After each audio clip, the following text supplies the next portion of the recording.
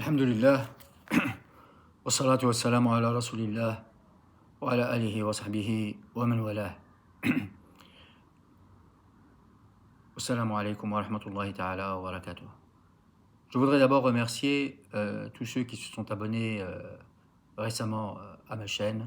Ce sont, je le précise encore une fois, autant d'encouragement pour le travail que j'essaie d'effectuer avec le plus de sérieux et de rigueur possible. Alors aujourd'hui, je voudrais vous parler des positions de l'anthropologue français, professeur à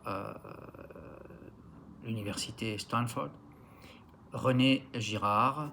Alors René Girard est né en 1923, il est mort en 2015, donc récemment, et il est l'auteur d'une œuvre importante, en tout cas en quantité, qui commence par Mensonges romantiques et vérité romanesque, La violence et le sacré, Des choses cachées depuis la fondation du monde, Celui par qui le scandale arrive, Je vois Satan tomber comme l'éclair, Les origines de la culture, Le bouc émissaire, etc.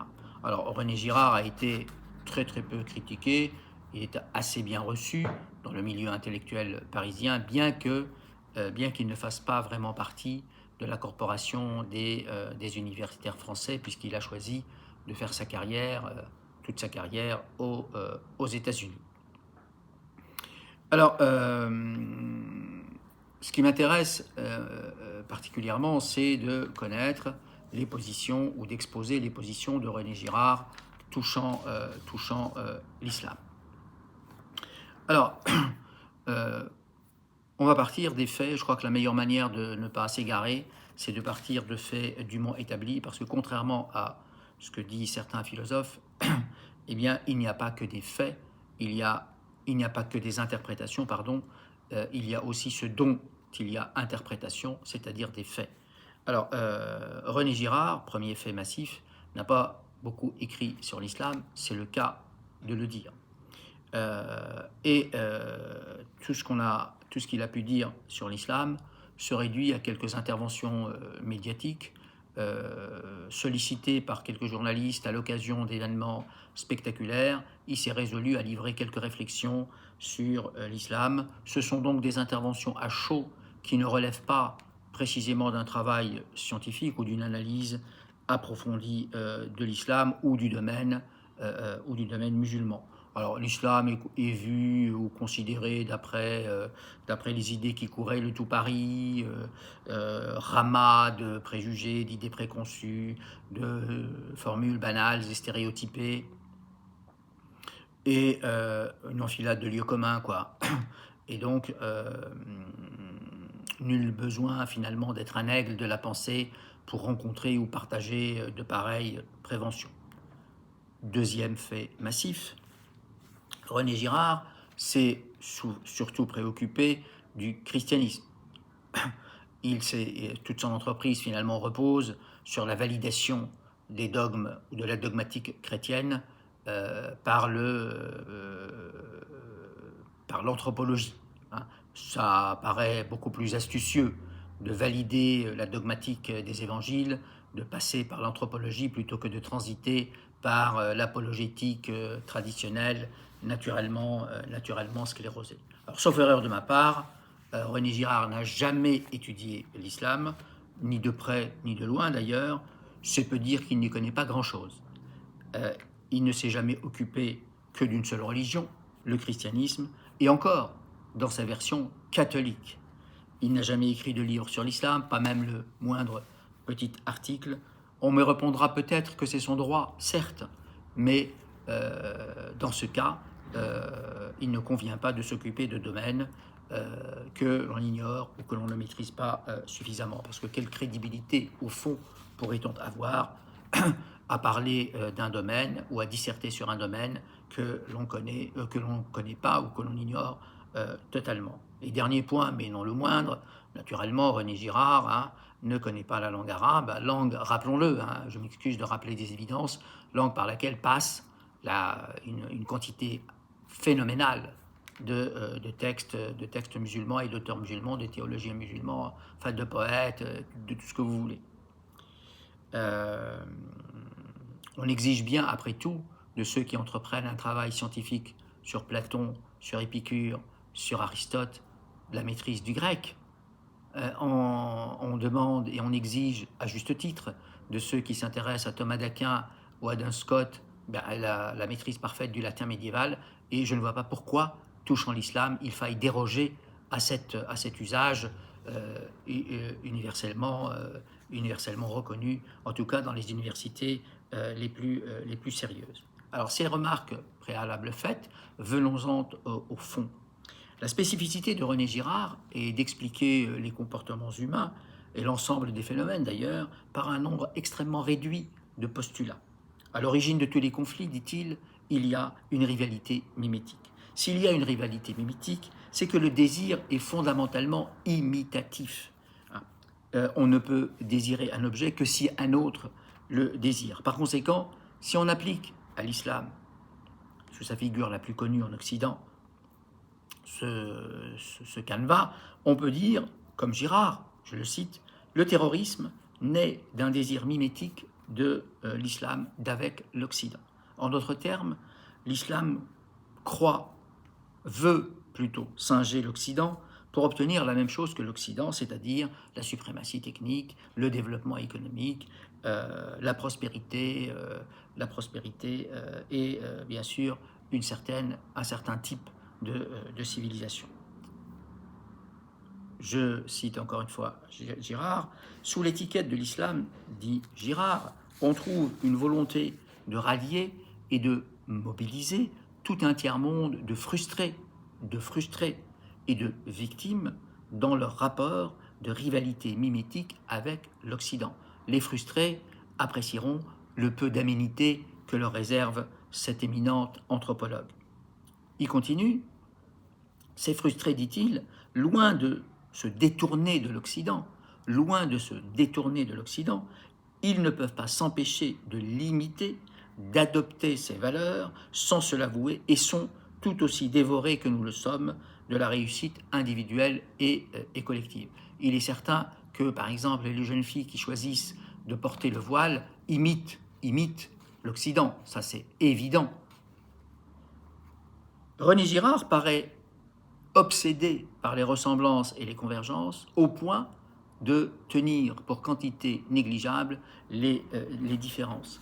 Ayant arbitrairement décidé de faire du prisme de la rivalité mimétique l'une des principales clés pour décrypter l'escalade de la violence, pourquoi est-ce que je dis arbitrairement? Parce qu'il n'est nullement établi que ce qui pourrait valoir pour le christianisme catholique vaille pour l'islam. Le dire, le prétendre ou le soutenir, c'est passer sous silence des différences majeures, et c'est précisément l'allergie de Girard à la différence et sa focalisation outrancière sur le prisme imitatif qui explique sa cécité sur l'islam. Ayant donc décidé cela, René Girard déclare, je le cite, « Cette concurrence mimétique, quand elle est malheureuse, ressort toujours à un moment donné sous une forme violente. À cet égard, poursuit-il, c'est l'islam qui fournit aujourd'hui le ciment qu'on trouvait autrefois dans le marxisme. Curieuse manière, fin de citation, curieuse manière de dire que l'Occident n'a jamais pu se définir que par opposition, qu'en se posant, il n'a jamais pu se définir qu'en s'inventant ou en s'imaginant ou en se posant des adversaires ou des ennemis réels ou fantasmés. C'est une enquête assurément digne d'intérêt que de chercher les motifs profonds pour lesquels l'islam est devenu, depuis la chute de l'URSS, un ennemi si commode pour l'Occident. Rien de plus simple pour les médias de camper le décor de barbus déchaînés, d'alimenter l'effroi et la peur d'une islamisation, d'une déferlante islamisante, de nous montrer des femmes voilées et des chaînes halal. Rien de plus simple. Et d'ailleurs, c'est ce qu'on fait depuis plus de 30 ans. Et René Girard conclut, Ben Laden, c'est plus inquiétant que le marxisme. Ce n'était pas, fin de citation, ce n'était pas la version américaine, puisque rappelons à cet éminent anthropologue que les Américains, quoique obsédés par le communisme et craignant avec beaucoup de terreur cette idéologie, ont soutenu, n'est-ce pas, l'entreprise de Ben Laden et des moudjahidines afghans, et donc leur ont apporté un soutien marqué. Il suffit de s'en souvenir dans les années 1980. On voit bien le résultat, puisque ces mêmes talibans qu'ils devaient éradiquer, ils ont bien été obligés de leur confier de nouveau le pouvoir et de quitter l'Afghanistan comme ils ont quitté autrefois le Vietnam. Autre erreur gravissime pour un professeur à la célèbre université Stanford. Oui, dit-il, l'islam est une religion du sacrifice. Peut-être faudrait-il rappeler à cet éminent professeur et à ses partisans que le suicide est interdit en islam. La loi islamique interdit avec la dernière rigueur le suicide et également, du coup, par conséquent, les attentats suicides. Secondement, il ne faut pas oublier que dans le Coran, Allah épargne le sacrifice du fils de Ibrahim dans la sourate 37 au verset 102. Voilà ce qui est écrit. Ô mon fils, je me vois en songe en train de t'immoler. Vois donc ce que tu en penses. Ô mon père, fais ce qui t'est ordonné. Tu me trouveras au nombre des patients s'il plaît à Dieu. Par conséquent, René Girard n'est pas informé. Il ne s'est pas informé. J'avais montré dans de récentes vidéos l'allergie de l'esprit français aux faits. On le voit ici avec cette approche de René Girard, qui, quoique se sachant mal informé, n'hésite pas à plaquer sur l'islam, sur sa violence supposée, des prismes et des tropismes qui relèvent d'autres domaines, à supposer, la question n'est pas tranchée, à supposer que les hypothèses de René Girard vaillent pour le christianisme, ce qui est contestable. 2 points sur lesquels j'aimerais insister pour finir. Il y a dans le christianisme une certaine tendance au martyr. Le martyr est doté d'une si grande dignité, est porté au pinacle, il est si glorifié que cela a pu servir d'exemple à nombre d'âmes pieuses qui se sont fait martyriser. Il y a là un aspect sacrificiel que René Girard ne considère pas vraiment. Évidemment, pendant qu'il évoque l'islam, il ne peut pas le considérer, la poutre est toujours dans l'œil de l'autre. Deuxième point, l'islam est, dit-il, sourdement miné par le ressentiment. Rappelons à cet éminent professeur que ce qu'il appelle islamistes ou terroristes ne veulent surtout pas ressembler à l'Occident. C'est patent, c'est évident, c'est dans tous leurs écrits pratiquement. Donc il suffit de s'y reporter. Mais à la décharge de René Girard, rappelons que peu de textes des islamistes sont traduits en français, ce qui n'empêche pas d'ailleurs les journalistes de s'exprimer sur l'idéologie islamiste comme s'ils en avaient pris connaissance, ce qui n'est évidemment pas le cas.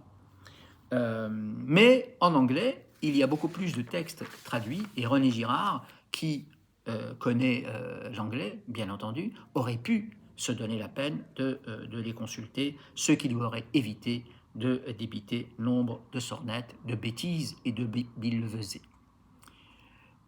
Si vous avez apprécié cette vidéo, merci de la partager et merci de vous abonner. Ce sont autant d'encouragements pour moi et pour mon travail.